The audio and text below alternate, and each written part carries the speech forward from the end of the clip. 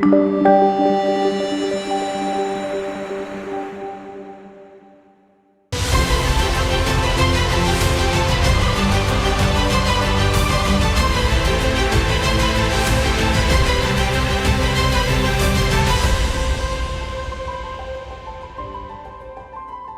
everyone, I'm Shalil and I will be reading Matthew 26 and through 28. Join me in reading this When Jesus had finished all these words, he said to his disciples, "You know that after 2 days the Passover is coming, and the Son of Man is to be handed over for crucifixion." Then the chief priests and the elders of the people were gathered together in the court of the high priest named Caiaphas. And they plotted together to seize Jesus by stealth and kill him. But they were saying, "Not during the festival, otherwise a riot might occur among the people." Now when Jesus was in Bethany at the home of Simon the leper, a woman came to him with an alabaster vial of very costly perfume, and she poured it on his head as he reclined at the table. But the disciples were indignant when they saw this and said, "Why this waste? For this perfume might have been sold for a high price and the money given to the poor." But Jesus, aware of this, said to them, "Why do you bother the woman? For she has done a good deed to me. For you always have the poor with you, but you do not always have me. For when she poured this perfume on my body, she did it to prepare me for burial. Truly I say to you, wherever this gospel is preached in the whole world, what this woman has done will also be spoken of in memory of her." Then one of the 12, named Judas Iscariot, went to the chief priests and said, "What are you willing to give me to betray him to you?" And they weighed out 30 pieces of silver to him. From then on he began looking for a good opportunity to betray Jesus. Now on the first day of unleavened bread, the disciples came to Jesus and asked, "Where do you want us to prepare for you to eat the Passover?" And he said, "Go into the city to a certain man and say to him, 'The teacher says, my time is near. I am to keep the Passover at your house with my disciples.'" The disciples did as Jesus had directed them, and they prepared the Passover. Now when evening came, Jesus was reclining at the table with the 12 disciples. As they were eating, he said, "Truly I say to you that one of you will betray me." Being deeply grieved, they each one began to say to him, "Surely not I, Lord." And he answered, "He who dipped his hand with me in the bowl is the one who will betray me. The Son of Man is to go, just as it is written of him. But woe to the man by whom the Son of Man is betrayed. It would have been good for that man if he had not been born." And Judas, who was betraying him, said, "Surely it is not I, Rabbi." And Jesus said to him, "You have said it yourself." While they were eating, Jesus took some bread, and after a blessing, he broke it, and he gave it to the disciples and said, "Take, eat, this is my body." And when he had taken a cup and given thanks, he gave it to them, saying, "Drink from it, all of you, for this is my blood of the covenant, which is poured out for many for forgiveness of sins. But I say to you, I will not drink of this fruit of the vine from now on until the day when I drink it new with you in my Father's kingdom." After singing a hymn, they went out to the Mount of Olives. Then Jesus said to them, "You will all fall away because of me this night, for it is written, I will strike down the shepherd, and the sheep of the flock shall be scattered. But after I have been raised, I will go ahead of you to Galilee." But Peter said to him, "Even though all may fall away because of you, I will never fall away." And Jesus said to him, "Truly I say to you, that this very night, before a rooster crows, you will deny me 3 times. And Peter said to him, "Even if I have to die with you, I will not deny you."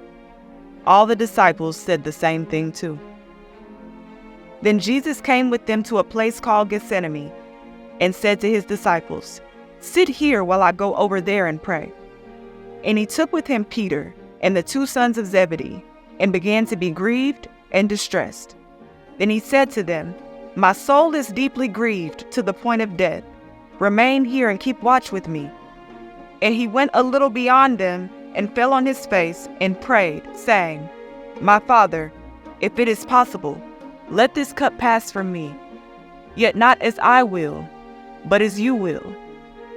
And he came to the disciples and found them sleeping, and said to Peter, "So, you men could not keep watch with me for 1 hour? Keep watching and praying that you may not enter into temptation. The spirit is willing, but the flesh is weak." He went away again a second time and prayed, saying, "My Father, if this cannot pass away unless I drink it, your will be done." Again he came and found them sleeping, for their eyes were heavy.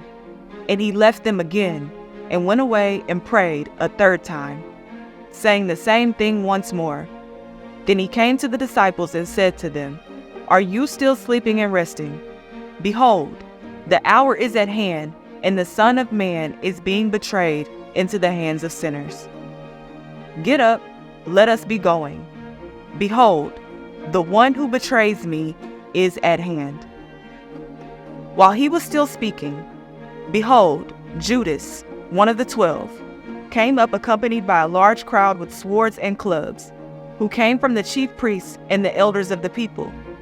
Now he who was betraying him gave them a sign, saying, "Whomever I kissed, he is the one. Seize him." Immediately Judas went to Jesus and said, "Hail, Rabbi," and kissed him. And Jesus said to him, "Friend, do what you have come for." Then they came and laid hands on Jesus and seized him. And behold, one of those who were with Jesus reached and drew out his sword and struck the slave of the high priest and cut off his ear. Then Jesus said to him, "Put your sword back in its place, for all those who take up the sword shall perish by the sword. Or do you think that I cannot appeal to my Father, and he will at once put at my disposal more than 12 legions of angels? How then will the scriptures be fulfilled, which say that it must happen this way?" At that time, Jesus said to the crowds, "Have you come out with swords and clubs to arrest me, as you would against a robber? Every day I used to sit in the temple teaching, and you did not seize me. But all this has taken place to fulfill the scriptures of the prophets." Then all the disciples left him and fled. Wow. Those who had seized Jesus led him away to Caiaphas, the high priest, where the scribes and the elders were gathered together. But Peter was following him at a distance, as far as the courtyard of the high priest, and entered in, and sat down with the officers to see the outcome. Now the chief priests and the whole council kept trying to obtain false testimony against Jesus, so that they might put him to death. They did not find any, even though many false witnesses came forward. But later on, 2 came forward and said, "This man stated, 'I am able to destroy the temple of God and rebuild it in 3 days.'" The high priest stood up and said to him, "Do you not answer? What is it that these men are testifying against you?" But Jesus kept silent. And the high priest said to him, "I adjure you, by the living God, that you tell us whether you are the Christ, the Son of God." Jesus said to him, "You have said it yourself. Nevertheless, I tell you, hereafter you will see the Son of Man sitting at the right hand of power, coming on the clouds of heaven." Then the high priest tore his robes and said, "He has blasphemed. What further need do we have of witnesses? Behold, you have now heard the blasphemy. What do you think?" They answered, "He deserves death." Then they spat in his face and beat him with their fists, and others slapped him and said, "Prophesy to us, you Christ, who is the one who hit you?" Now Peter was sitting outside in the courtyard, and a servant girl came to him and said, "You too were with Jesus the Galilean." But he denied it before them all, saying, "I do not know what you are talking about." When he had gone out to the gateway, another servant girl saw him and said to those who were there, "This man was with Jesus of Nazareth." And again he denied it with an oath, "I do not know the man." A little later, the bystanders came up and said to Peter, "Surely you too are one of them, for even the way you talk gives you away." Then he began to curse and swear, "I do not know the man," and immediately after a rooster crowed. And Peter remembered the word which Jesus had said, "Before a rooster crows, you will deny me 3 times." And he went out and he wept bitterly. Chapter 27. Now when morning came, all the chief priests and the elders of the people conferred together against Jesus to put him to death. And they bound him and led him away and delivered him to Pilate the governor. Then when Judas, who had betrayed him, saw that he had been condemned, he felt remorse and returned the 30 pieces of silver to the chief priests and elders, saying, "I have sinned by betraying innocent blood." But they said, "What is that to us? See to that yourself." And he threw the pieces of silver into the temple sanctuary and departed. And he went away and hanged himself. The chief priests took the pieces of silver and said, "It is not lawful to put them in the temple treasury, since it is the price of blood." And they conferred together, and with the money bought the potter's field as a burial place for strangers. For this reason that field has been called the field of blood to this day. Then that which was spoken through Jeremiah the prophet was fulfilled. And they took the 30 pieces of silver, the price of the one whose price had been set by the sons of Israel, and they gave them for the potter's field, as the Lord directed me. Now Jesus stood before the governor, and the governor questioned him, saying, "Are you the king of the Jews?" And Jesus said to him, "It is as you say." And while he was being accused by the chief priests and elders, he did not answer. Then Pilate said to him, "Do you not hear how many things they testify against you?" And he did not answer him with regard to even a single charge. So the governor was quite amazed. Now at the feast, the governor was accustomed to release for the people any one prisoner whom they wanted. At the time, they were holding a notorious prisoner called Barabbas. So when the people gathered together, Pilate said to them, "Who do you want me to release for you, Barabbas or Jesus, who is called Christ?" For he knew that because of envy, they had handed him over. While he was sitting on the judgment seat, his wife sent him a message saying, "Have nothing to do with that righteous man, for last night I suffered greatly in a dream because of him." But the chief priests and elders persuaded the crowd to ask for Barabbas and to put Jesus to death. But the governor said to them, "Which of the two do you want me to release for you?" And they said, "Barabbas." Pilate said to them, "Then what shall I do with Jesus, who is called Christ?" And they all said, "Crucify him." And he said, "Why? What evil has he done?" But they kept shouting all the more, saying, "Crucify him." When Pilate saw that he was accomplishing nothing, but rather a riot was starting, he took water and washed his hands in front of the crowd, saying, "I am innocent of this man's blood. See to that yourselves." And all the people said, "His blood shall be on us and our children." Ooh. Then he released Barabbas for them, but after having Jesus scourged, he handed him over to be crucified. Then the soldiers of the governor took Jesus in the praetorium and gathered the whole Roman cohort around him. They stripped him and put a scarlet robe on him, and after twisting together a crown of thorns, they put it on his head and a reed in his right hand, and they knelt down before him and mocked him, saying, "Hail, King of the Jews!" They spat on him, and they took the reed and began to beat him on the head. After they had mocked him, they took the scarlet robe off him and put his own garments back on him, and they led him away to crucify him. As they were coming out, they found a man of Cyrene named Simon, whom they pressed into service to bear his cross.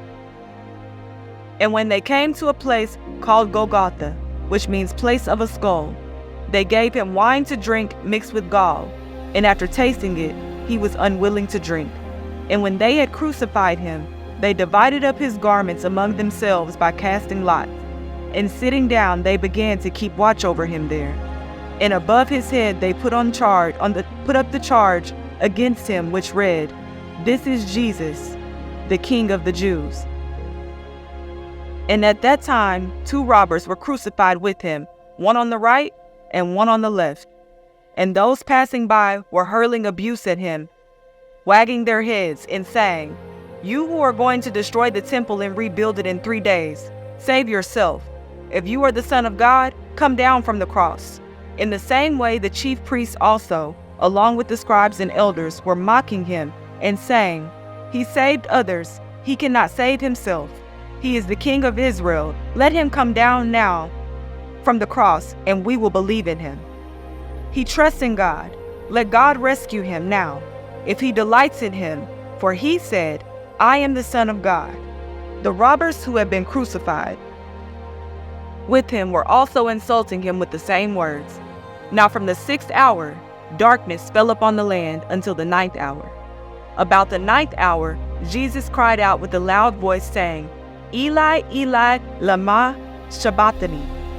That is, my God, why have you forsaken me?" And some of those who were standing there, when they heard it, began saying, "This is the man calling for Elijah." Immediately one of them ran and took a sponge. He filled it with sour wine and put it on a reed and gave him a drink. But the rest of them said, "Let us see whether Elijah will come to save him." And Jesus cried out again with a loud voice and yielded up his spirit. And behold, the veil of the temple was torn in two from top to bottom, and the earth shook, and the rocks were split. The tombs were opened, and many bodies of the saints who had fallen asleep were raised. And coming out of the tombs after his resurrection, they entered the holy city and appeared to many. Now the centurion and those who were with him, keeping guard over Jesus, when they saw the earthquake and the things that were happening, became very frightened and said, "Truly, this was the Son of God." Many women were there looking on from a distance, who had followed Jesus from Galilee while ministering to him. Among them was Mary Magdalene, and Mary the mother of James and Joseph, and the mother of the sons of Zebedee. When it was evening, there came a rich man from Arimathea, named Joseph, who himself had also become a disciple of Jesus. This man went to Pilate and asked for the body of Jesus. Then Pilate ordered it to be given to him.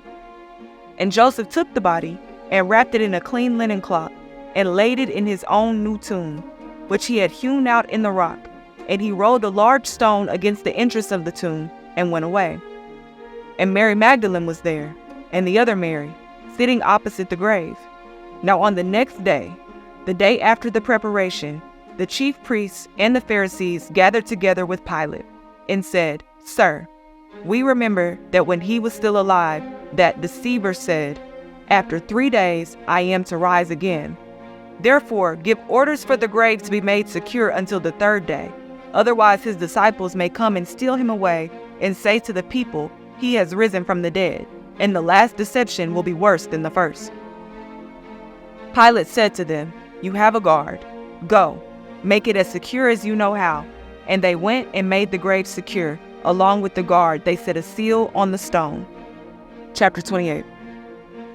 Now after the Sabbath, as it began to dawn toward the 1st day of the week, Mary Magdalene and the other Mary came to look at the grave. And behold, a severe earthquake had occurred, for an angel of the Lord descended from heaven and came and rolled away the stone and sat upon it. And his appearance was like lightning, and his clothing as white as snow. The guards shook for fear of him and became like dead men. And the angel said to the women, "Do not be afraid, for I know that you are looking for Jesus who has been crucified. He is not here, for he has risen, just as he said. Come, see the place where he was lying. Go quickly and tell his disciples that he has risen from the dead. And behold, he is going ahead of you into Galilee. There you will see him. Behold, I have told you." And they left the tomb quickly with fear and great joy and ran to report it to his disciples. And behold, Jesus met them and greeted them. And they came up, took hold of his feet, and worshipped him. Then Jesus said to them, "Do not be afraid. Go and take word to my brethren to leave for Galilee, and there they will see me."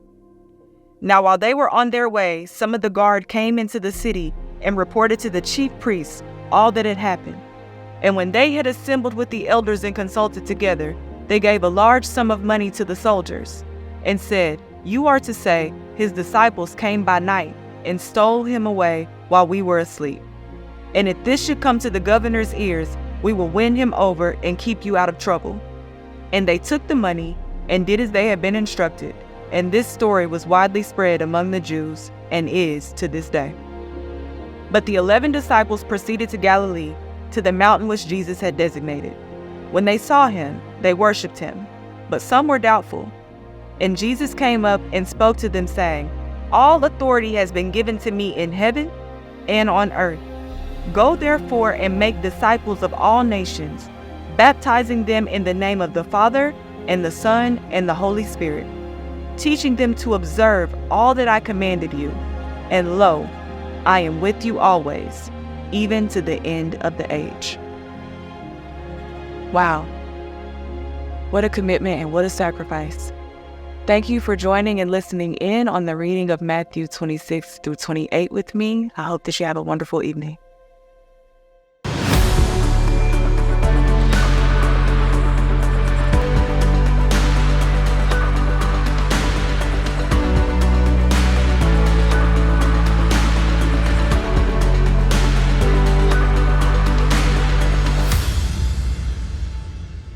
Hi, friend. Welcome to Fear into Faith Global Bible Revival, where we're on a mission to get 1 million people to read the Word of God cover to cover in a year. I'm your host, Summer Day, and with me in the studio is Shalil Harmon. Yes. Did I do it? You got it. Did I do it? Did You I got do it? it? Good. Ooh, I like that name, Shalil. Thank you. So pretty. You said you were named after your grandma? My grandmother, this is a funny story, I actually. want to hear it. I like funny stories. Her name is Lily Mae. My first name is April. Shalil's my middle name. So there's May, there's April, and my mom's name is Joe. And I'm Summer Day. Thank you. We'll be here all night. So good. April, May, and June. I love it. Yeah. Beautiful. So that's your middle name. My middle name. And you just started going by your middle name? I did. Why? Because I felt like April died. Like who I was had to Ooh. go. And Wow. God wanted me to take on the new name in the new season as the new creation that I am. That's So, awesome. I yeah. usually start off with like, who are you, where you're from? Let's just get to that. Like, what? Tell me more about that. What happened a year ago? A year ago, I was convinced that my purpose, not my purpose had shifted, but the means to achieving my purpose had changed. It wasn't what I thought it was when I was in that season of being April, being faithful somewhat, but lukewarm and not all the way in, and like still trying to like figure out who I was and like lean on God for that, but not really lean and all the way into God. And as he started to reveal to me my purpose in him and what it really looked like and who I really am, the old version of me didn't fit anymore. The name didn't fit anymore. And so he moved me into going by this new name, especially as it relates to my artistry, because I didn't know that I was an artist either and that my purpose was all wrapped up in my creativity. And I was out here trying to do the corporate thing and do the real estate thing and all of that. And he was like, no, you go create. You go create. Yeah. I love it. So you're an artist. What kind of artist? Multidisciplinary. So I do music, film writing, I dance, I write plays, I write scripts, I build art installation and immersive experiences, and really anything the Lord puts in me, I do, because I'm kind of still figuring out what kind of artist I am because it's so new. Yeah, you might want to narrow down. You're like, you sculpt too? I am actually about to do some of that. Come on, of course. Of course. Yeah. Okay, I know I asked you this earlier, but I talked to you about the immersive experiences. For people that are watching that don't know what that is, what's an immersive experience? So an immersive experience is when you go to a place, and when you enter that place, it's like a whole new world. So you're immersing yourself into whatever the design of that world is. So like if we wanted to turn this into like the nativity scene, right? Yeah. And immerse people into that and make them do things, and they get to walk up and like pet a lamb or whatever. They used So to it's do that at a church where I'm from in California. yeah. Okay. And so now they have immersive experiences where it's like, foot traffic, it's in a retail space and it's open 60 to 180 days for however long. They have them for movies and different TV shows, like The Office has an immersive and experience where you literally go in and you feel like you're on the set of The Office, like you're in it.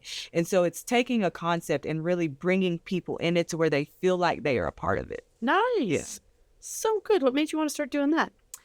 The music turned into the immersive. And it was something that the Lord had given me vision for in 2017, but I didn't really know that it was for me. I thought I was going to be building these types of things for other artists. You thought you were going to build the immersive experiences for them? Immersive experiences, like these larger than life concepts. Like I have a journal of just like ideas and designs, and I was like, Lord, why am I having all this? I thought I was going to be an event planner, but it wasn't aligning in that way. It wasn't making sense. Yeah. But yeah, I just kind of got vision from God for all this stuff. It didn't exist when I thought about it. I hadn't seen it before. I didn't know what it was. I was just writing what I saw. Yeah. Yeah. So how did the music stuff start then? So in 2016, I co-founded a music studio in Austin on 6th Street, and it was all things unlike God and secular and rappers and drugs and all of these things. And I was like walking around like, Lord, why am I here? That was my first encounter with music, being like the back end of the business, running the studio, getting people booked and all of these things. And I kept trying to figure out, why am I here? There was a disconnect. And so after that, I just went back into real estate. I started focusing on selling homes and doing all the things. And then towards the end of 2019, right before 2020 started, COVID broke out, I wrote a song. And I thought that I was going to give that song to some artists to actually go and use. And so I just thought you were going to be a songwriter and pass it right. along. Okay. And as I continued to write, I was like, no, I'm going to record this. So I went to record it, and I sent it out to people, and they were like, when'd you start doing this? And I was like, today. Had you sung before? No, and the thing is, it wasn't music and singing. It's faith-based rap music. Come on. And then later on, the singing has come out now, but at that time, it was just straight rap music.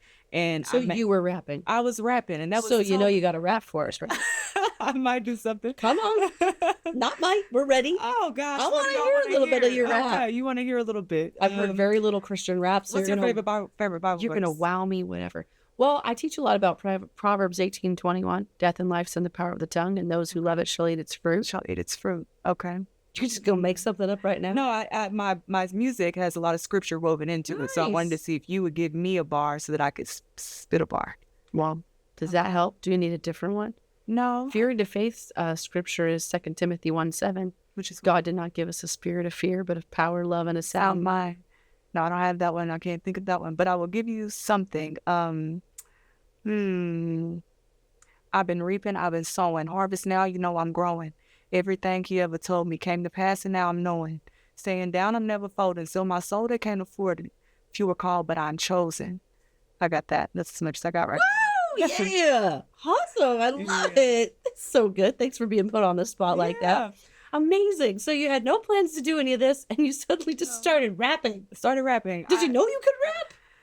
Like, would you rap in the car with the windows up and nobody knew? Yeah, and at home by myself, and literally after I recorded that song, I had an encounter with the Lord, and I was in my kitchen, and I kept saying, bara, bara, bara, bara. And I said, Lord, what is that? And I looked it up, and it means to create in Hebrew. Wow. And the Lord was like, you're going to do this. And I was like, I'm going to do this. So I kept writing songs. And as I continued to write songs, I realized, oh, this is an album. And then it just kind of, we're here now, 4 years later. So your first album came out? No, it's unreleased. I've been working, God is interesting. I've been working on the same project for 4 years, and it's frustrating because the industry, right, like makes you feel like you put it together, you make the music, you pick a single, you roll it out. God was like, nope, you're going to turn this whole album into a devotional journal, and that's the first thing you're going to put out. So the journal's out there, but the music's not. How do people get the devotional journal? So the devotional is on my website, therealshalil.com. Nice, that's so good. Therealshalil.com. Nice. Yeah, it's on the website. So good. And you know what? Depending on when they're watching this, the songs and stuff might already be up. You can check out the rest of this interview right here or by going to BibleRevival.tv. And if this show has blessed you, you can help us bless others by partnering with us for as little as $20 a month and help us to expand the reach of this show.